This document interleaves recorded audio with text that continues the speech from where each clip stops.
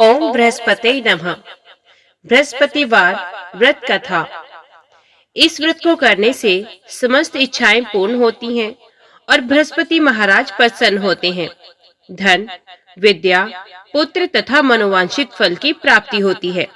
परिवार में सुख तथा शांति बनी रहती है। इसलिए ये व्रत सर्वश्रेष्ठ और अति फलदायक है। इस व्रत में केले का पूजन ही करें तथा और पूजन के समय मन, कर्म और वचन से शुद्ध होकर मनोकामना पूर्ति के लिए बृहस्पति देव से प्रार्थना करनी चाहिए। दिन में एक ही समय भोजन करें। भोजन चने की दाल आदि का करें। नमक ना खाएं। पीले वस्त्र पहने। पीले फलों का प्रयोग करें। पीले चंदन से पूजन करें। पूजन के बाद भगवान बृहस्पति की कथा सुननी जरूर चाहिए। प्राचीन समय की बात है। एक बड़ा प्रतापी तथा दानी राजा था। वह प्रत्येक गुरुवार को व्रत रखता एवं पूजा करता था। ये उसकी रानी को अच्छा नहीं लगता था।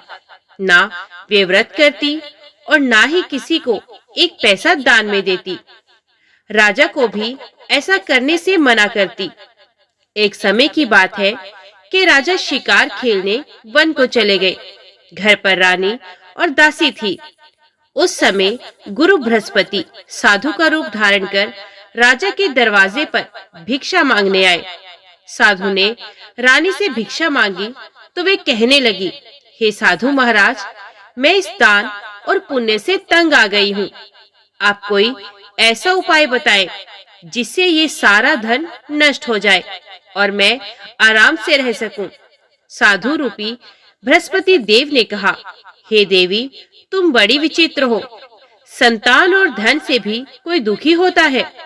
अगर तुम्हारे पास धन अधिक है तो इसे शुभ कार्यों में लगाओ जिससे तुम्हारे दोनों लोग सुधरे। परंतु साधु की इन बातों से रानी खुश नहीं हुई। उसने कहा, मुझे ऐसे धन की कोई आवश्यकता नहीं जिसे मैं दान दूं तथा जिसको संभालने में ही मेरा सारा समय नष्ट हो जाए।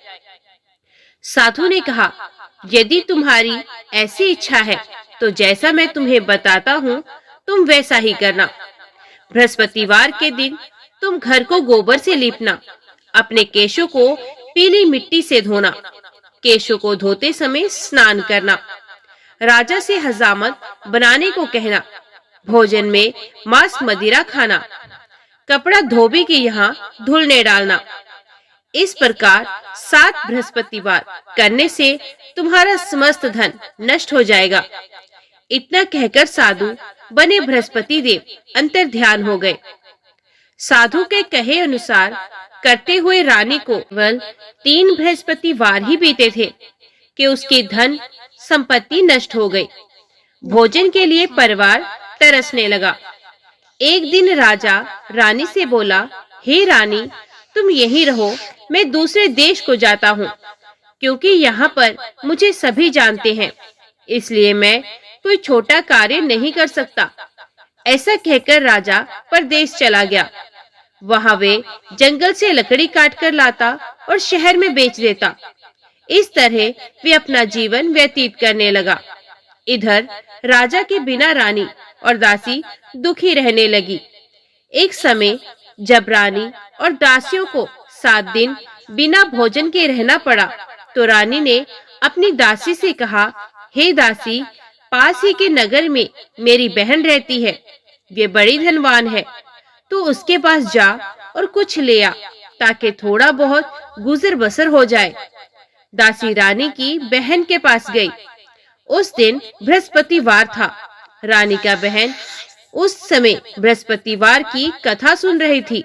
दासी ने रानी की बहन को अपनी रानी का संदेश दिया, लेकिन रानी की बहन ने कोई उत्तर नहीं दिया। जब दासी को रानी की बहन से कोई उत्तर नहीं मिला तो वे बहुत दुखी हुई। उसे क्रोध भी आया। दासी ने वापस आकर रानी को सारी बात बताई। सुनकर रानी ने अपने भाग्य को कोसा। उधर रानी की बहन ने सोचा कि मेरी बहन की दासी आई थी, परंतु मैं उससे नहीं बोली, इससे वे बहुत दुखी होगी। कथा सुनकर और पूजन समाप्त कर वे अपनी बहन के घर गई और कहने लगी, हे बहन, मैं बृहस्पतिवार का व्रत कर रही थी। तुम्हारी दासी गई, परंतु जब तक कथा होती है तब तक ना उठते हैं न बोलते हैं, इसलिए मैं नहीं बोली। कहो दासी, क्यों गई थी? रानी बोली, बहन, हमारे घर अनाज नहीं था। ऐसा कहते कहते रानी की आंखें भर आई। उसने दासियों समेत भूखा रहने की बात भी अपनी बहन को बता दी। रानी की बहन बोली, बहन देखो, बृहस्पति देव भगवान सबकी मनोकामना पूर्ण करते हैं। देखो, शायद तुम्हारे घर में अनाज रखा हो। ये सुनकर दासी घर के अंदर गई तो वहां उसे एक घड़ा अनाज का भरा मिल गया। उसे बड़ी हैरानी हुई क्योंकि उसे एक एक बर्तन देखा था। उसने बाहर आकर रानी को बताया। दासी रानी से कहने लगी, हे रानी, जब हमको भोजन नहीं मिलता तो हम व्रत ही तो करते हैं, इसलिए क्यों ना इनसे व्रत और कथा की विधि पूछ ली जाए। हम भी व्रत किया करेंगे। दासी के कहने पर रानी ने अपनी बहन से बृहस्पतिवार व्रत के बारे में पूछा। उसकी बहन ने बताया, बृहस्पतिवार के व्रत में चने की दाल और मुनक्का से विष्णु भगवान का केले की जड़ में पूजन करें तथा दीपक जलाएं, पीला भोजन करें तथा कथा सुने। इससे गुरु भगवान प्रसन्न होते हैं, मनोकामना पूर्ण होती है। व्रत और पूजन की विधि बताकर रानी की बहन अपने घर लौट आई। रानी और दासी दोनों ने निश्चय किया कि बृहस्पति देव भगवान का पूजन जरूर करेंगे। 7 रोज बाद जब बृहस्पतिवार आया तो उन्होंने व्रत रखा। घुड़साल से जाकर चना और गुड़ बीन लाई तथा उसकी दाल से केले की जड़ तथा विष्णु भगवान का पूजन किया। तब पीला भोजन कहाँ से लाएं? दोनों बड़ी दुखी हुई, परंतु उन्होंने व्रत किया था, इसलिए बृहस्पति देव भगवान प्रसन्न थे। एक साधारण व्यक्ति के रूप में वे 2 थालों में सुंदर पीला भोजन लेकर आए और दासी को देकर बोले, हे दासी, ये भोजन तुम्हारे लिए और तुम्हारी रानी के लिए है, इसे तुम दोनों ग्रहण करना। दासी भोजन पाकर बहुत प्रसन्न हुई। उसने रानी को सारी बात बताई। उसके बाद से वे प्रत्येक बृहस्पतिवार को गुरु भगवान का व्रत और पूजन करने लगी। बृहस्पति भगवान की कृपा से उनके पास धन हो गया, परंतु फिर रानी पहले की तरह आलस्य करने लगी। तब दासी बोली, देखो रानी, तुम पहले भी इस प्रकार आलस्य करती थी। तुम्हें धन के रखने में कष्ट होता था, इस कारण सभी धन नष्ट हो गया। अब गुरु भगवान की कृपा से धन मिला है तो फिर तुम्हें आलस्य होता है। बड़ी मुसीबतों के बाद हमने ये धन पाया है, इसलिए हमें दान पुण्य करना चाहिए। अब तो तुम भूखे मनुष्यों को भोजन कराओ, प्याओ लगवाओ, ब्राह्मणों को दान दो, कुआं, तालाब, बावड़ी आदि का निर्माण कराओ, मंदिर, पाठशाला बनवाकर ज्ञान दान दो, कुंवारी कन्याओं का विवाह कराओ, अर्थात धन को शुभ कार्यों में खर्च करो, जिससे तुम्हारे कुल का यश बढ़े तथा स्वर्ग प्राप्त हो और पितृ प्रसन्न हो। दासी की बात मानकर रानी शुभ कर्म करने लगी और उसका यश फैलने लगा। एक दिन रानी और दासी आपस में विचार करने लगी कि ना जाने राजा किस दशा में होंगे, उनकी कोई खोज खबर भी नहीं है। उन्होंने श्रद्धा पूर्वक गुरु बृहस्पति देव भगवान से प्रार्थना की कि राजा जहाँ कहीं भी हो शीघ्र वापस आ जाए। उधर राजा परदेश में बहुत दुखी रहने लगा। वे प्रतिदिन जंगल में लकड़ी बीन कर लाता और उसे शहर में बेचकर अपने दुखी जीवन को बड़ी कठिनता से व्यतीत करता। एक दिन दुखी हो अपनी पुरानी बातों को याद करके वे रोने लगा और उदास हो गया।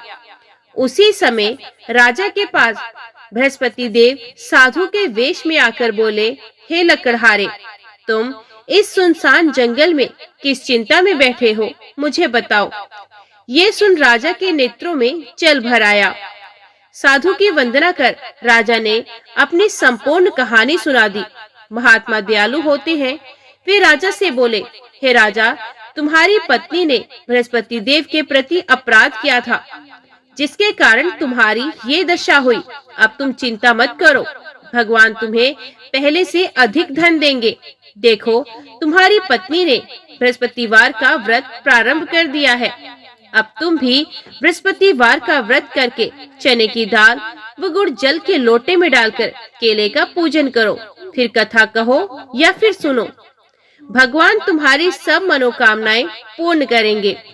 साधु की बात सुनकर राजा बोला, हे प्रभु, लकड़ी बेचकर तो इतना पैसा भी नहीं बचता जिससे भोजन के उपरांत कुछ बचा सकूं।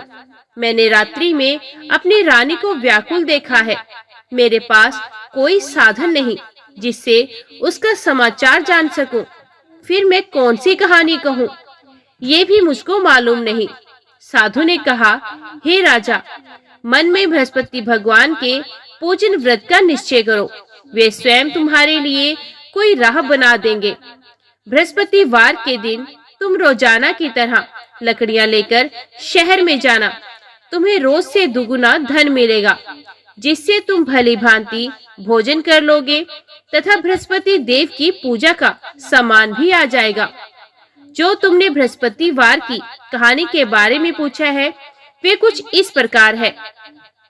प्राचीन काल में एक बहुत ही निर्धन ब्राह्मण था। उसने कोई संतान नहीं थी। वे नित्य पूजा पाठ करता। उसकी स्त्री ना स्नान करती, ना किसी देवता का पूजन करती थी।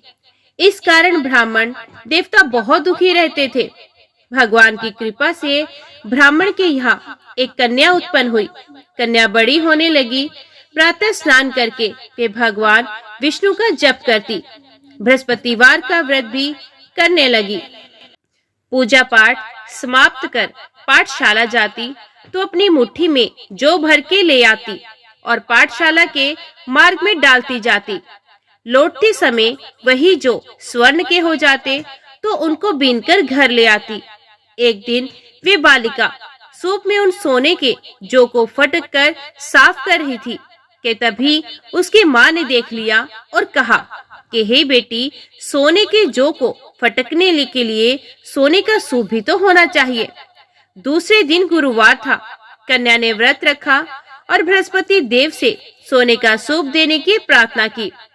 बृहस्पति देव ने उसकी प्रार्थना स्वीकार की। रोजाना की तरह वे कन्या जौ फैलाती हुई पाठशाला चली गई। पाठशाला से लौटकर जब वे जौ बीन रही थी तो बृहस्पति देव की कृपा से उसे सोने का सूप मिला। उसे वे घर ले आई और उसे जौ साफ करने लगी, परंतु उसकी माँ का वही ढंग रहा। एक दिन की बात है, कन्या सोने के सूप में जब जौ साफ कर रही थी, उसी समय उस नगर का राजकुमार वहां से निकला। कन्या के रूप और कार्य को देखकर वे उस पर मोहित हो गया। राजमहल आकर वे भोजन तथा जल त्याग कर उदास होकर लेट गया। राजा को जब राजकुमार द्वारा अन्न जल त्यागने का समाचार मिला तो अपने मंत्रियों के साथ वे अपने पुत्र के पास गया और कारण पूछा। राजकुमार ने राजा को उस लड़की के घर का पता भी बता दिया। मंत्री उस लड़की के घर गया। मंत्री ने ब्राह्मण के समक्ष राजा की ओर से निवेदन किया। कुछ ही दिन बाद ब्राह्मण की कन्या का विवाह राजकुमार के साथ संपन्न हो गया। कन्या के घर से जाते ही ब्राह्मण के घर में पहले की भांति गरीबी का निवास हो गया। एक दिन दुखी होकर ब्राह्मण अपनी पुत्री से मिलने गए। बेटी ने पिता की अवस्था को देखा और अपनी माँ का हाल पूछा। ब्राह्मण ने सभी हाल कह सुनाया। कन्या ने बहुत सा धन देकर अपने पिता को विदा किया, लेकिन कुछ दिन बाद फिर वही हाल हो गया। ब्राह्मण फिर अपनी कन्या के यहाँ गया और सभी हाल कहा तो पुत्री बोली, हे पिताजी, आप माताजी को यहाँ ले आओ। मैं उन्हें वे विधि बता दूंगी जिससे गरीबी दूर हो जाएगी। ब्राह्मण देवता अपनी स्त्री को साथ लेकर अपनी पुत्री के पास राजमहल पहुँचे तो पुत्री अपनी माँ को समझाने लगी, हे माँ, तुम प्रातःकाल स्नान आदि करके विष्णु भगवान का पूजन करो तो सब दरिद्रता दूर हो जाएगी। परंतु उसकी माँ ने उसकी एक भी बात नहीं मानी। वे प्रातःकाल उठकर अपनी पुत्री की बची जूठन को खा लेती थी। एक दिन उसकी पुत्री को बहुत गुस्सा आया। उसने अपनी माँ को एक कोठरी में बंद कर दिया। प्रातः उसे स्नान आदि करा के पूजा पाठ करवाया तो उसकी माँ की बुद्धि ठीक हो गई। इसके बाद वो नियम से पूजा पाठ करने लगी और प्रत्येक बृहस्पतिवार को व्रत करने लगी। इस व्रत के प्रभाव से मृत्यु के बाद वे स्वर्ग को गई। वे ब्राह्मण भी सुख पूर्वक इस लोक का सुख भोगकर स्वर्ग को प्राप्त हुआ। इस तरह कहानी कहकर साधु बने देवता वहां से अंतर्ध्यान हो गए। धीरे धीरे समय व्यतीत होने पर फिर बृहस्पतिवार का दिन आया। राजा जंगल से लकड़ी काटकर शहर में बेचने गया। उसे उस दिन और दिनों से अधिक धन मिला।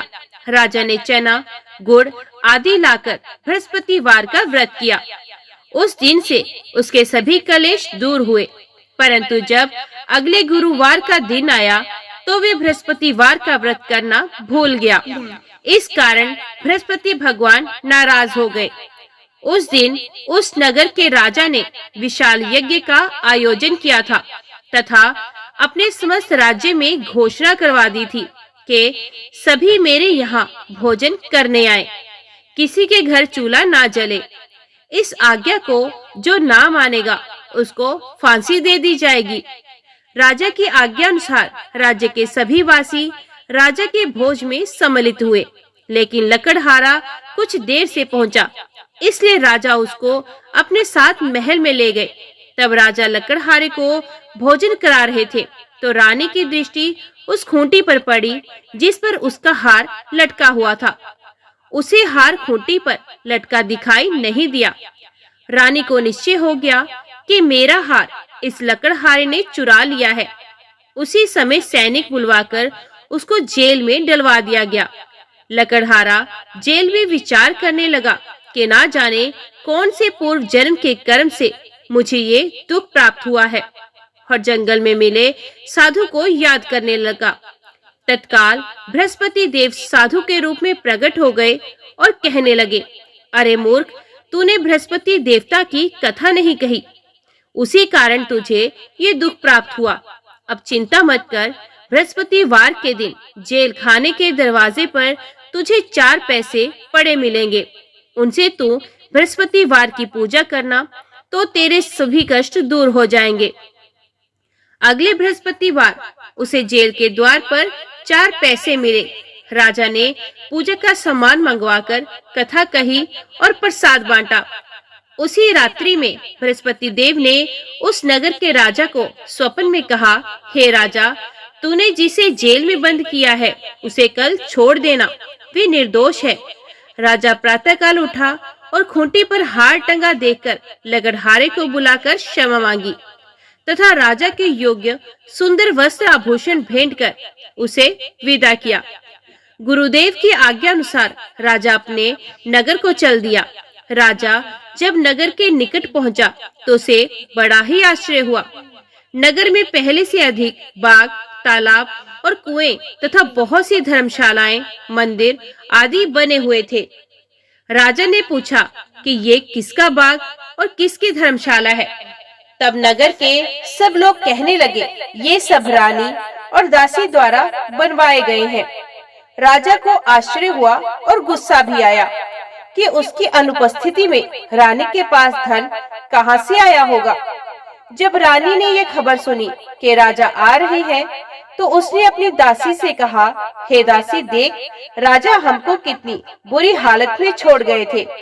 वे हमारी ऐसी हालत देखकर लौट ना जाएं, इसलिए तू दरवाजे पर खड़ी हो जा। रानी की आज्ञा अनुसार दासी दरवाजे पर खड़ी हो गई और जब राजा आए तो उन्हें अपने साथ महल में ले आई। तब राजा ने क्रोध करके अपनी तलवार निकाली और पूछने लगा, बताओ, ये धन तुम्हें कैसे प्राप्त हुआ। तब रानी ने सारी कथा कह सुनाई। राजा ने निश्चय किया कि मैं रोजाना दिन में 3 बार कहानी कहा करूंगा और रोज व्रत किया करूंगा। अब हर समय राजा के दुपट्टे में चने की दाल बंधी रहती तथा दिन में 3 बार कथा कहता। एक रोज राजा ने विचार किया कि चलो अपनी बहन के यहाँ हो आऊं। इस तरह का निश्चय कर राजा घोड़े पर सवार हो अपनी बहन के यहाँ चला गया। मार्ग में उसने देखा कि कुछ आदमी एक मुर्दे को लिए जा रहे हैं। उन्हें रोककर राजा कहने लगा, अरे भाइयों, मेरी बृहस्पतिवार की कथा सुन लो। वे बोले, लो, हमारा तो आदमी मर गया है, इसको अपनी कथा की पड़ी है। परंतु कुछ आदमी बोले, अच्छा कहो, हम तुम्हारी कथा भी सुनेंगे। राजा ने दाल निकाली और कथा कहनी शुरू कर दी। जब कथा आधी हुई तो मुर्दा हिलने लगा और जब कथा समाप्त हुई तो राम राम करके वे मुर्दा खड़ा हो गया। राजा आगे बढ़ा। उसे चलते चलते शाम हो गई। आगे मार्ग में उसे एक किसान खेत में हल चलाता मिला। राजा ने उससे कथा सुनने का आग्रह किया, लेकिन वे नहीं माना। राजा आगे चल पड़ा। राजा के हटते ही बैल पछाड़ खाकर गिर गए तथा किसान के पेट में बहुत जोर से दर्द होने लगा। उसी समय किसान की माँ रोटी लेकर आई। उसने जब देखा तो अपने पुत्र से सब हाल पूछा। बेटे ने सभी हाल बता दिया। बुढ़िया दौड़ी दौड़ी उस घुड़सवार के पास पहुंची और उससे बोली, मैं तेरी कथा सुनूंगी, तू अपनी कथा मेरे खेत पर ही चलकर कहना। राजा ने लौटकर बुढ़िया के खेत पर जाकर कथा कही, जिसके सुनते ही बैल खड़े हो गए तथा किसान के पेट का दर्द भी बंद हो गया। राजा अपनी बहन के घर पहुंच गया। बहन ने भाई की खूब मेहमानबाजी की। दूसरे रोज प्रातःकाल राजा जागा तो वे देखने लगा कि सब लोग भोजन कर रहे हैं। राजा ने अपनी बहन से जब पूछा, ऐसा कोई मनुष्य है जिसने भोजन नहीं किया हो, जो मेरी बृहस्पतिवार की कथा सुन ले? बहन बोली, हे भैया, ये देश ऐसा ही है। यहाँ लोग पहले भोजन करते हैं, बाद में कोई अन्य काम करते हैं। फिर वे एक कुम्हार के घर गई, जिसका लड़का बीमार था। उसे मालूम हुआ कि उसके यहाँ 3 दिन से किसी ने भोजन नहीं किया है। रानी ने अपने भाई की कथा सुनने के लिए कुम्हार से कहा। वे तैयार हो गया। राजा ने जाकर बृहस्पतिवार की कथा कही, जिसको सुनकर उसका लड़का ठीक हो गया। अब तो राजा को प्रशंसा मिलने लगी। एक दिन राजा ने अपनी बहन से कहा, हे बहन, मैं अब अपने घर जाऊंगा, तुम भी तैयार हो जाओ। राजा की बहन ने अपनी सास से अपने भाई के साथ जाने की आज्ञा मांगी। सास बोली, हाँ चली जा, मगर अपने लड़कों को मत ले जाना, क्योंकि तेरे भाई के कोई संतान नहीं होती। बहन ने अपने भाई से कहा, हे भैया, मैं तो चलूंगी, मगर कोई बालक नहीं जाएगा। अपनी बहन को भी छोड़कर दुखी मन से राजा अपने नगर को लौट आया। राजा ने अपनी रानी से सारी कथा कथाई और बिना भोजन किए वे छैया पर लेट गया। रानी बोली, हे प्रभु, बृहस्पति देव ने हमें सब कुछ दिया है, वे हमें संतान भी अवश्य देंगे। उसी रात बृहस्पति देव ने राजा को स्वप्न में कहा, हे राजा, उठ, सभी सोच त्याग दे, तेरी रानी गर्भवती है। राजा को ये जानकर बड़ी खुशी हुई। 9वें महीने रानी के गर्भ से एक सुंदर पुत्र पैदा हुआ। तब राजा बोला, हे रानी, स्त्री बिना भोजन के रह सकती है, परंतु बिना कहे नहीं रह सकती। जब मेरी बहन आए तो तुम उससे कुछ मत कहना। रानी ने हाँ कह दी। जब राजा की बहन ने ये शुभ समाचार सुना तो वे बहुत खुश हुई तथा बधाई लेकर अपने भाई के यहाँ आई। रानी ने तब उसे आने का उलाहना दिया। जब भाई अपने साथ ला रहे थे तब टाल गई, उनके साथ न आई और आज अपने आप ही भागी भागी बिना बुलाए आ गई। तो राजा की बहन बोली, भाई, मैं इस प्रकार न कहती तो तुम्हारे घर औलाद कैसे होती? बृहस्पति देव सभी कामनाएं पूर्ण करते हैं। जो सद्भावना पूर्वक बृहस्पतिवार का व्रत करता है एवं कथा पढ़ता अथवा सुनता है और दूसरों को सुनाता है, बृहस्पति देव उसकी सभी मनोकामनाएं पूर्ण करते हैं, उनकी सदैव ही रक्षा करते हैं। जो संसार में सद्भावना से गुरुदेव का पूजन एवं व्रत सच्चे हृदय से करते हैं, उनकी सभी मनोकामनाएं वैसे ही पूर्ण होती हैं जैसे सच्ची भावना से रानी और राजा ने बृहस्पति देव की कथा का गुणगान किया तो उनकी सभी इच्छाएं बृहस्पति देव जी ने पूर्ण कर दी। अनजाने में भी बृहस्पति देव की उपेक्षा ना करें, ऐसा करने से सुख शांति नष्ट हो जाती है। इसलिए सबको कथा सुनने के बाद प्रसाद लेकर जाना चाहिए। हृदय में उनका मनन करते हुए जयकारा बोलना चाहिए। ओम बृहस्पते नमः। आज की वीडियो में इतना ही। उम्मीद करती हूँ वीडियो आपको पसंद आई होगी। वीडियो पसंद आई हो तो वीडियो को लाइक और चैनल को सब्सक्राइब जरूर कीजिएगा। जय श्री कृष्णा लिखकर कमेंट बॉक्स में अपनी हाजिरी और अपने सुझाव देना ना भूलिएगा। तो मिलती हैं अगली कथा अगली वीडियो के साथ। तब तक के लिए देखते व सुनते रहिए। जय मां कंजक, जय माता दी।